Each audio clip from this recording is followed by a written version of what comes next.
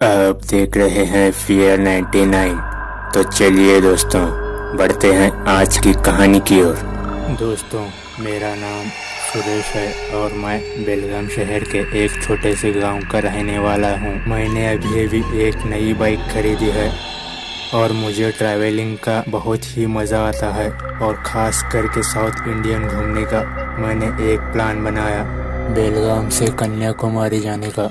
नई बाइक ली है तो इस पर जाने का मज़ा आ जाएगा, लेकिन मुझे क्या पता था कि ये सोलो ट्रैवलिंग का सफ़र मेरे लिए मौत के मुंह में जाकर वापस आने जैसा था।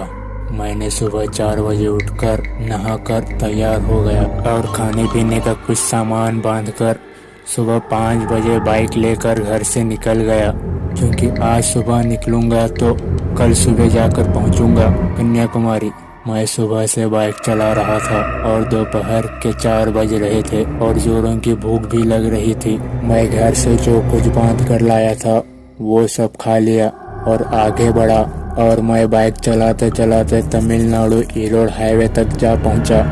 रात के 12:30 बज रहे थे और रोड के आसपास घना डरावना जंगल था और वहाँ से अजीब अजीब आवाज़ें आ रही थी। मुझे ऐसा लग रहा था कि मानो मैं बाइक लेकर भाग जाऊं कि उतने में मुझे जोर से पेशाब लगी और मैं बाइक थोड़ा रोड से अंदर की तरफ लगाकर पेशाब करने के लिए थोड़ा सा आगे बढ़ा और वहाँ पेशाब करने लगा तो इतने में मेरी नज़र एक बड़े से गड्ढे पर पड़ी।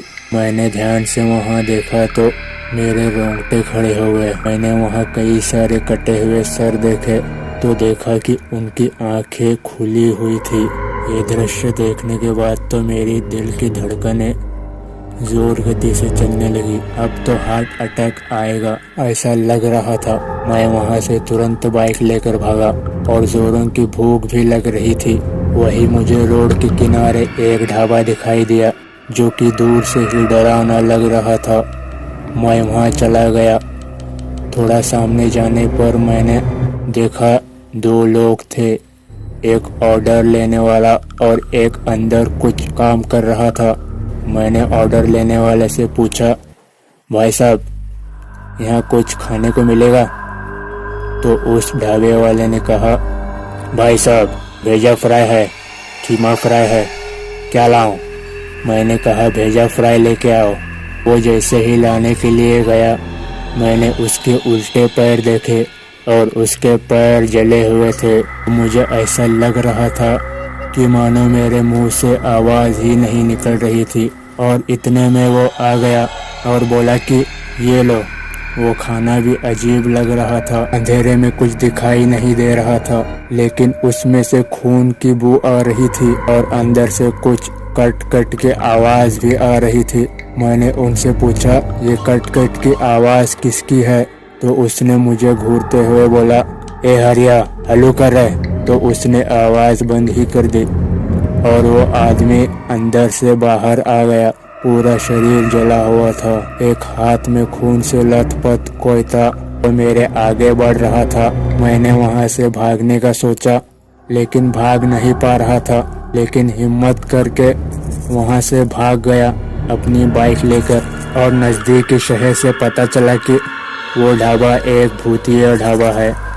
कुछ दिनों पहले वो ढाबा पूरा जल गया था। तब से ढाबे के आसपास कोई नहीं जाता और वहाँ जाने के बाद कोई वापस नहीं आता। तुम्हारी किस्मत अच्छी है कि तुम जिंदा लौटे। ये सुनने के बाद तो मैं दंग रह गया और मैंने अपना सफ़र पूरा किया कन्याकुमारी जाकर और दिन के उजाले में ही अपने शहर अपने घर आ गया। और उस दिन के बाद मैंने भूतिया जैसे दिखने वाले ढाबे में खाना बंद कर दिया। तो दोस्तों, मेरे चैनल को सब्सक्राइब करना और बेल आइकन को प्रेस करना ताकि मेरी हर नई वीडियो की नोटिफिकेशन आपको मिलती रहे और अच्छे कहानियाँ आपको सुनने को मिलते रहे। तो चलिए दोस्तों, आज के लिए कहानी में बस इतना ही। मिलते हैं अगली कहानी के साथ। तब तक के लिए goodbye and take care.